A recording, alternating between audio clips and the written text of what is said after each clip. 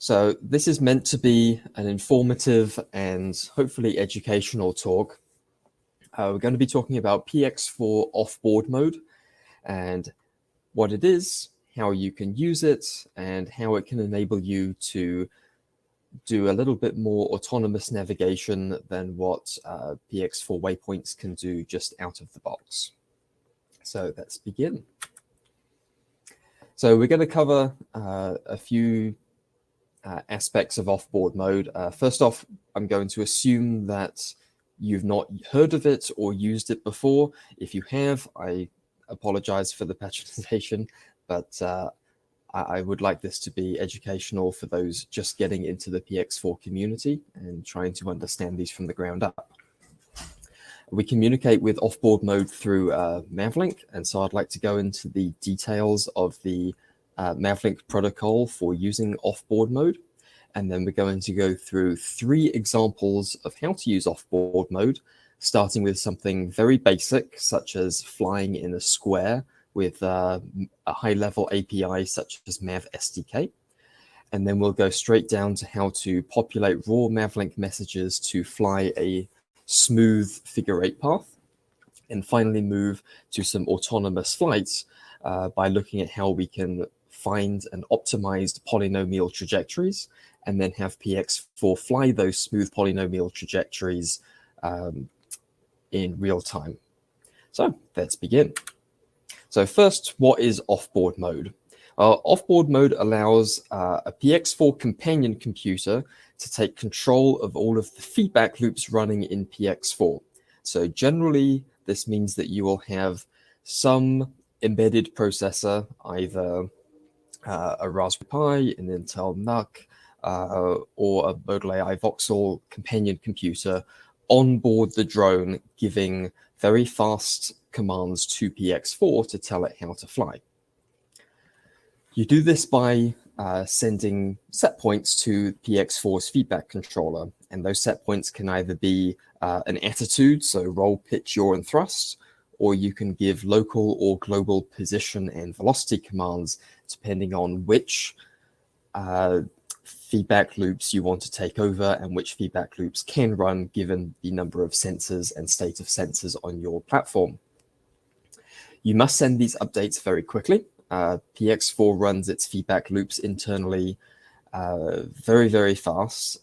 You can send commands slower, but we highly recommend sending at least 30 Hertz set point commands for PX4 to follow a visually smooth trajectory. There is a hard limit of 2 Hertz where you must send update rates at least this fast, or PX4 will fall into fail-safe mode and drop back to loiter or position command. This is very much like a heartbeat message. If you don't get a message after half a second, PX4 will go into a fail-safe. Now, to put PX4 into offboard mode, you can either command one of the switches on your Spectrum or FrSky radio to go into offboard mode, just like you would configure the switch to go into a waypoint, manual, or position mode. For this to work, PX4 must already be getting updates and set point commands from the onboard companion computer. And so you must start sending those set point commands before PX4 will allow you to flip into offboard mode. You can also accomplish this via MAVLink commands. So that MAVLink command could come from the companion computer itself or from a remote ground station such as Q Ground Control. For the first example, flying a square, we're going to show how we can do that from the PX4 companion computer, and we're not going to be using a radio at all for that example. Okay, so let's look at what these set point commands are that we're going to be sending to PX4. We'll start at the most basic one. This is essentially a message designed to set all of the set points for the roll, pitch, yaw feedback controls as if you were flying in acro or manual mode with a radio. And so you're going to tell PX4 either what the attitude is in quaternion format. Sorry. So this quaternion is just a quaternion representation of the roll pitch and your set points that you wish to give it. And then you can also give, optionally, a roll pitch or yaw rate command and a collective thrust command. You do not have to give all of these.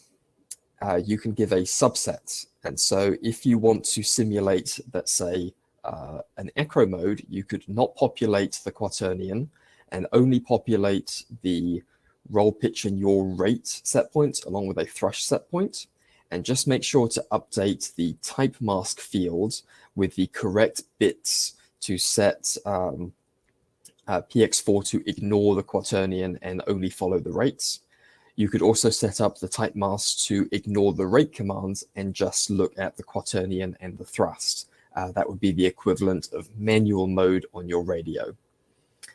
So obviously the roll pitch and yaw rate feedback controllers will still be running. They just won't get any feed forward command from this MAVLink message. And so the roll pitch and yaw controllers will simply trying to be achieving the set point determined by the quaternion.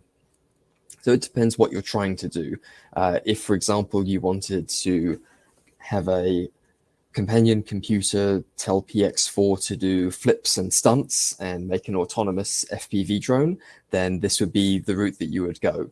Alternatively, you could be trying your own manual flight mode with a PlayStation controller going through Wi-Fi instead of using a Spectrum or FR-Sky radio, in which case you can choose to update just the quaternion or the quaternion and the rates if you feel so inclined to have that extra control. Okay, now for autonomous flight, we're going to be looking at one level higher, which is taking advantage of PX4's feedback controllers for position and velocity. So here is the set position target global integer MAVLink message. This is for setting global reference frame based velocity and position set points. So this is very much if you were to try to do your own waypoint missions, but with a companion computer giving the commands instead of PX4 following waypoints that you would have set in QGround control. So just like the attitude message, there is a mask, and that mask is going to set which of these fields PX4 is going to read and feed forward into its feedback controllers. If you simply want PX4 to go to latitude, longitude, and altitude waypoints, then you can ignore velocity and acceleration, and yaw for that matter, and simply give lat long and altitude commands. Just make sure that you set the type mask appropriately. Now, if instead you are trying to get PX4 to smoothly follow a path, or perhaps reach a waypoint at a certain velocity, then you would update the type mask to also indicate that the velocity should be red, and that velocity will be fed forward into PX4's velocity command and run at the same time as the position feedback controller. Now, as of PX4 1.11, the acceleration is also read and used appropriately. This is going to be fed forward to the roll pitch and yaw controller. And so if you say, I want PX4 to be at a particular location at this velocity whilst still accelerating at a certain rate, then update the mask and the acceleration fields. And this acceleration term will be fed forward all the way down to the roll and pitch controllers at the same time that the velocity and position feedback controls are running in PX4. There is also a coordinate frame field here for the global integer frame. This is mostly used to determine which frame of reference the altitude is in. So whether it's relative to the takeoff home position, or if it's an MSL or an AGL altitude. Latitude and longitude will remain latitude and longitude. Okay, finally is the local NED position target. This works in the same way as the global position target, except the position X, Y, and Z are based in local NED frame relative to wherever your visual inertial odometry data is coming from. This is typically for indoor flight, which is what we're going to be showing throughout the remainder of this presentation. All of the examples that we'll go through use a coordinate frame, which is local NED, and all of these examples will also be using a visual inertial odometry system, where the origin of the coordinate frame is where the drone was powered up. Okay, so let's go through in more detail and see what's possible with these offboard mode commands. So our first example is going to be very simple. It's going to be flying a square with MAVSDK in Python in about 12 lines of Python code. So let's watch the video very quickly. So we're going to start the Python script, which is running on a Voxel companion computer on this M500 development drone. And the command is going to say, take off from wherever you are, fly to 4 points of a square. This is going to the 4th point now. And then the Python script is going to say land, and PX4 will simply land. Okay, let's go through that again, just to remind ourselves what's going to happen. So we send the command to arm and take off, and then go to the next corner, go to the 3rd corner, go to the 4th corner, and we're updating the your set point throughout this as well, causing the rotation, and then finally a command to land. So let's see how this was done. Remarkably simple. Yeah. So here's the MAVSDK Python code to do this.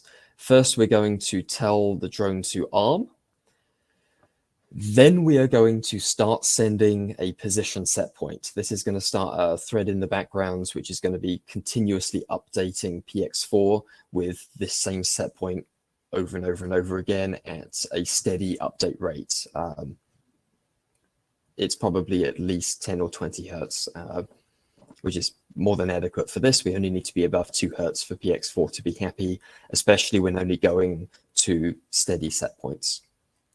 Okay, and then we're going to hit start. And so offboard mode is going to start, and it's going to tell PX4, go into offboard mode and go to that set point, which we have already begun sending PX4.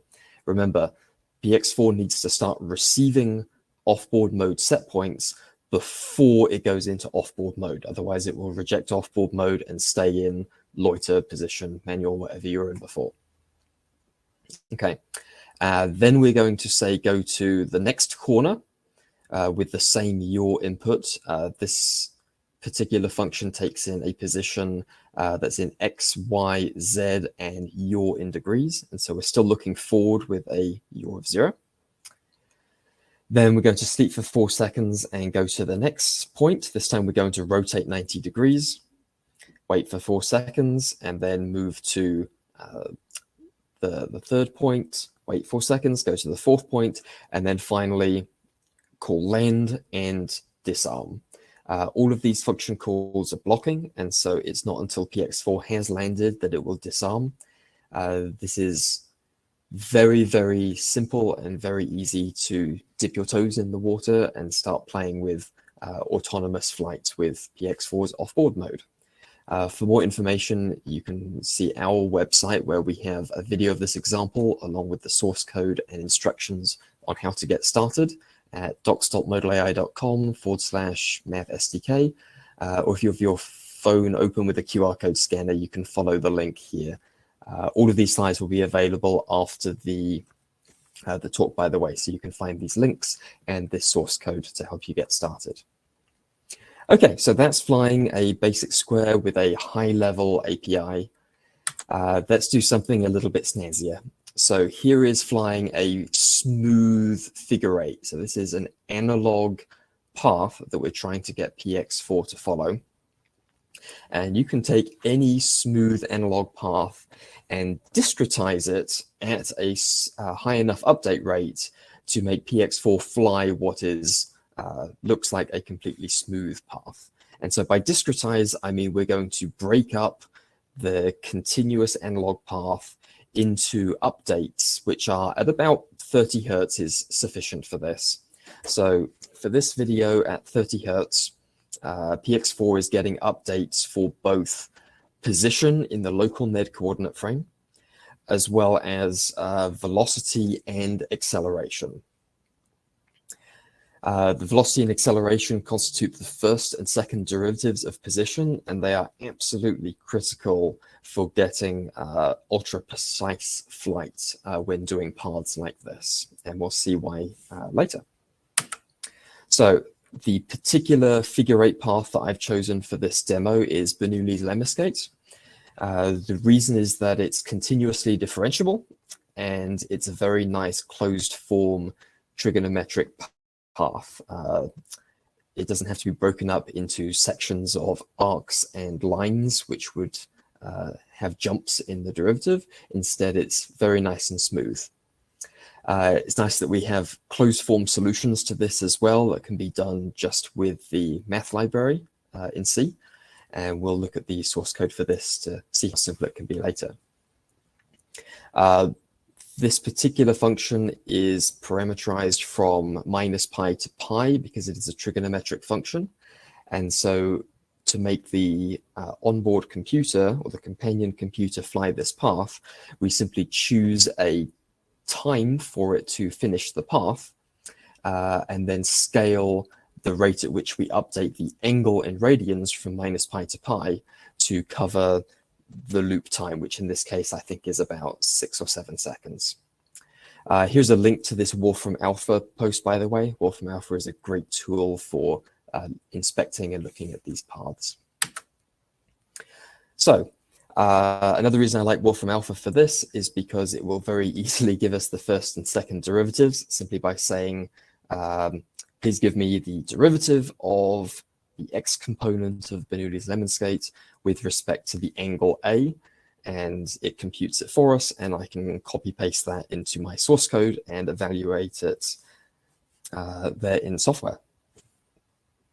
Also remember when you're doing this to use the product rule because you're differentiating here with respect to an angle A, but velocity is positioned with respect to time, dp dt, and so you have to multiply by the inner derivative dA dt to get proper velocity, and you'll see that in the source code. So to do this, the source code is here at the bottom, by the way. You can follow this QR code to see it in its completeness. But here, since we're repeating the same figure-8 path over and over and over again, in software, we simply have a very large array of MAVLink structs, one for each step in the loop. And then on boot up, we calculate the position, velocity, and acceleration at every point in that loop, just once to save in ongoing CPU usage. We're going to set up time as 0. I believe PX4 ignores this. And even if it did use it, we send the commands locally on board the drone over a UART link. And so the latency is extremely minimal and doesn't have much effect. We're going to indicate that the coordinate frame of our position, velocity, and acceleration vectors are in local Ned frame. We're also going to set the type mask to 0, indicating to use everything. If you wish for PX4 to ignore certain fields, then you would fill in this type mask with the bits corresponding to each of the fields you wish it to ignore. We're going to then set the target system to be whatever PX4's system ID is. In that case, it's the default of 0. And we're going to set the target component for this MAVLink message to PX4's component ID, which in this case I think is MAVLink component ID Autopilot. That's all available in the MAVLink API. Okay, this is an example of what the type mask would look like if you are ignoring things. So here we have position target type mask, velocity X, Y, and Z, ignore. Note that I believe if you ignore any one of acceleration or velocities, PX4 will actually ignore all of them. It's a 0 or all field. But for completeness and to be explicit, I always make sure to ignore all 3 components just in case PX4 is updated in the future and supports something else.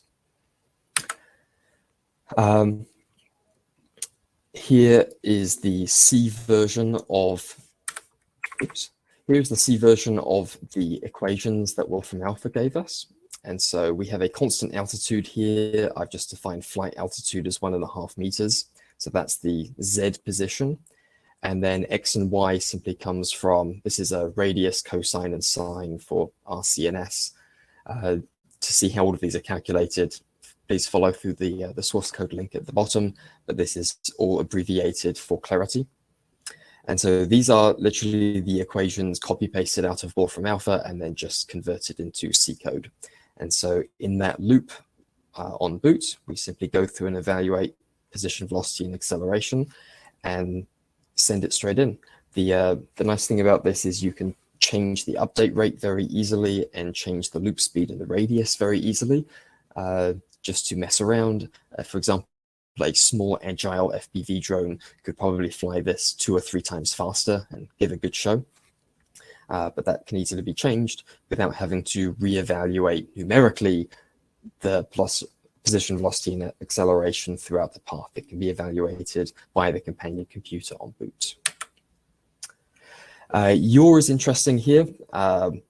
I calculate yaw as the direction of the velocity vector. And so you can use the A102 function to find where the direction of velocity is.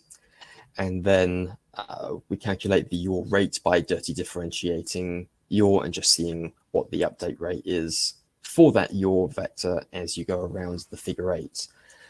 It is very important to send in the yaw rate, otherwise the yaw controller will never actually keep up. It will always lag behind, and you'll see the drone kind of drifting and kicking its tail out or wobbling around the figure 8.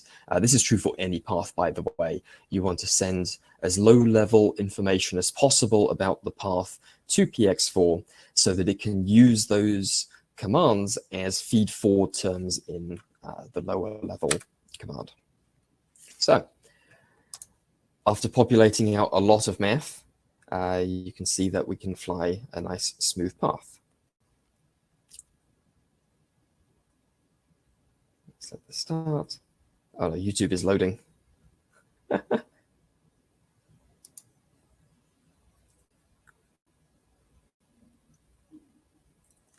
There we go. So here we start the figure 8 in offboard mode when the drone is way up at the ceiling, and you'll see that sudden input into the feedback controller causes PX4 to have a very sudden jump down to the beginning.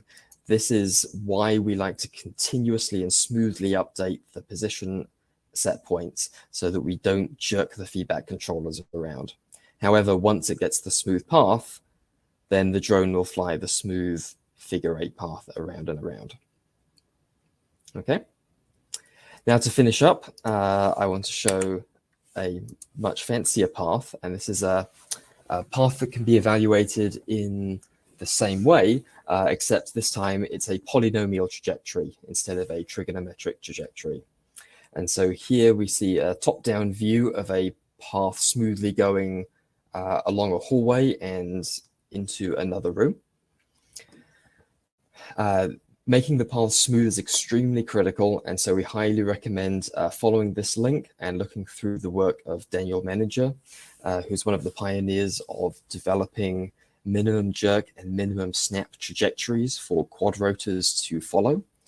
He describes in his dissertation a very self-contained and reliable way to take course waypoints and find smooth trajectories with velocity and acceleration limits that quadrotors are able to fly gracefully and reliably.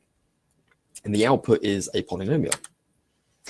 And so current work at ETH Zurich, mostly by Helen Olekanova, has been expanding Daniel Menninger's work to not just optimize jerk and snap along a path, but also optimize distance to obstacles. And so I highly recommend reading her IROS 2016 paper on path replanning based on obstacles and seeing how these sorts of dynamic and smooth trajectories can be found. And then here we're going to talk about how we can take those polynomial trajectories and evaluate them for PX4. So one of the reasons to use distance to obstacle as well as the minimum snap and jerk optimization is that you want drones to fly not just a smooth, but an efficient and predictable path. And so here you can see multiple colors indicating all valid trajectories that do not hit anything, except maybe these. They are all smooth, they are all continuously differentiable, and they all reach the goal, but they're not necessarily optimum or what you would expect. And so very quickly on a powerful companion computer, you can find optimum path and then have PX4 follow that optimum path around obstacles to reach a target goal. And so one example of how you can do this is with one of our open source programs called Voxel Vision PX4, which will take in multi-segment polynomials. And so that's defined by these structs here. And so it takes in an array of polynomials describing X, Y, and Z positions with respect to time. And each segment can be its own polynomial with its own time to complete. Voxel Vision PX4 will accept these, interpret them, and in real time follow through the polynomial, evaluating the velocity, acceleration, your rate along that polynomial, and send that to PX4 so that you can design your own polynomials or your own path planning algorithm, send it into Voxel Vision PX4, and then allow it to command PX4 to fly the smooth and continuously differentiable path. The way this is done is it will go through in a separate thread at a constant loop rate and basically do the same thing we did for the figure 8, where it evaluates the position polynomial, velocity, and acceleration at a certain time. It will then calculate the yaw as the direction of the velocity vector and the yaw rate as the dirty differentiated version of that. And then the result is that after, in this case, this is Vox blocks from ETH Zurich that we're using to plan the path. The drone will pop out of a room and will follow the smooth and optimized trajectory that keeps it both in the middle of the hallway as well as following a smooth curve. And then it goes back to its set point. And you'll see here, that is the S curve that we examined before. And let's show that one more time so you can see it's smooth and always finds itself in the middle of the hallway and in the middle of the door due to the optimization routine that was run to smooth out the path from the course waypoints to get you there.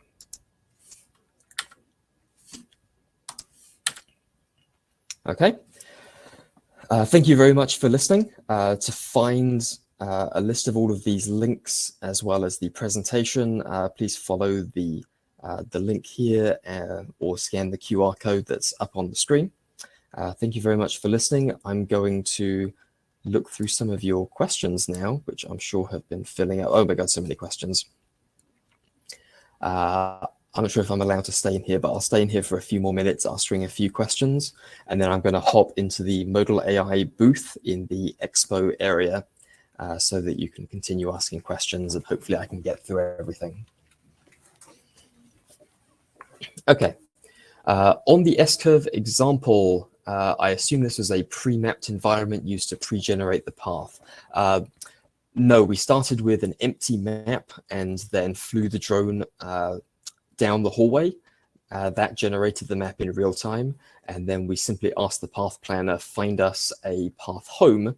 And then it did a multi-step process beginning with RRT star to find a course global path back as course waypoints.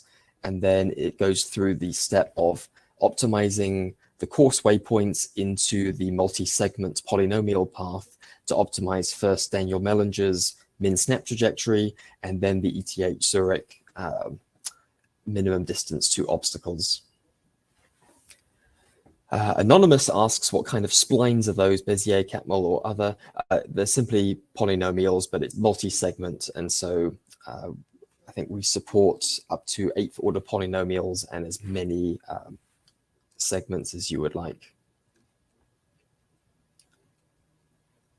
Can you explain again why you need to calculate velocities and accelerations for your trajectories? Isn't enough to just provide PX4 your desired position and orientation? No, it is not enough if you want PX4 to follow directly, because a feedback controller for position is not perfect. If you're telling a position controller to stay here, and then you suddenly update your position to be over here, it's going to take some time for that feedback controller to catch up. You can imagine that is happening continuously through a path. Now, there are integrators in all of PX4's controllers for position and velocity all the way down. However, integrators will only catch up for a smooth velocity. So if you give a sudden velocity set point and say move here, for the figure eight path and the polynomial trajectories, the position is not just moving in a straight line, it's always moving around and the velocity is always changing. Feedback controllers cannot predict the future. However, we know ahead of time what the path is going to be, and so we can feed forward to PX4 what the acceleration is, which is basically the bank angle. And so we tell PX4, here is the bank angle that you need to be at to maintain that figure eight. It's actually probably better to give it the acceleration and ignore velocity and position. Now, obviously that will drift. If you double integrate acceleration, it's going to have a Brownian drift and just run away. But for high frequency inputs, such as the short path, in a perfect world with no sensor error and no wind, PX4 would fly that exact figure eight exactly on the line with only the acceleration and not position. The position is only there to correct for drift due to wind and motor and frame error. So yeah, I would say it's more important to get the acceleration and velocity correct than the position. Okay, other questions. Yeah, so what would happen if you just sent position and yaw rather than position, acceleration, and velocity? If you just send the position, it's not going to follow the figure eight perfectly. It's going to run wide because the position controller will take time to react, and by that time, it's already drifted wide. So it won't follow the figure eight tightly. It will go off by 0.5 meter and kind of drift around and look really sluggish. If you're going to be flying through tiny, narrow doorways and hallways, you absolutely have no tolerance for that. You need to give the position controllers feed forward as well as feedback. About the MAVSDK example, you just tell it to sleep for 4 seconds and then you assume that it was time enough to get there. Can you also start publishing the next one when the set point was reached? Yes, absolutely. That was just a very simple and easy to follow example for MAVSDK. You can do whatever you want. This is just showing the bare basics. And finally, when you issue a set position NED, what parameter controls how fast will the drone fly to it? So that's actually a PX4 parameter. PX4 runs the same position feedback constant, whether it's being flown in position mode by your joysticks or with offboard mode. And so I believe it's just MCP for multicopter position, MCP velocity max. I think that was it, MCP vel max. That is the highest velocity that PX4's velocity controller will ever reach its set point. And so if you're just giving it a position, then it's going to say, oh, my velocity set point should get there. To get there should be 100 meters per second or something. That will get capped at vel max and the drone will go there. You can test this by setting MCP vel max to something very low, like 0.5 meter per second, and you'll see that it will fly the square at about 0.5 meter per second.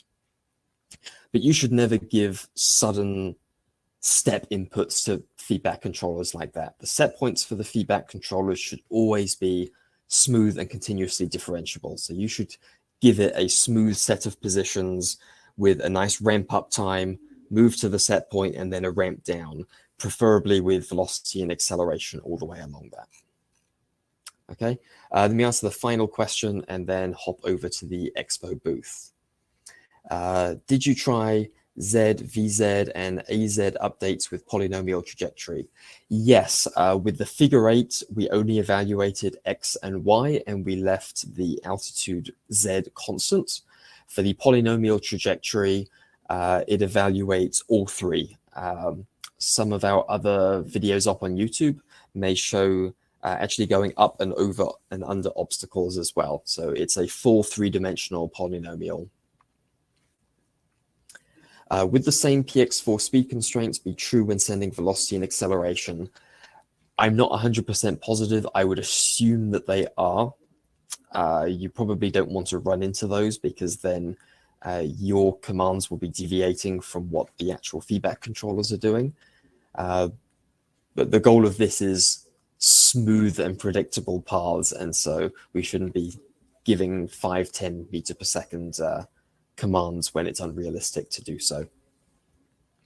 By the way, for polynomial trajectory optimization, those velocity and acceleration limits should be part of the optimization of the polynomial in the first place. Both the ETH Zurich and Daniel Mellinger's algorithms do that. They take in and make sure to adhere to hard limits on velocity and acceleration. Okay, that's all of the questions. Thank you very much for listening. Please come and join us in the ModalAI booth. Thank you.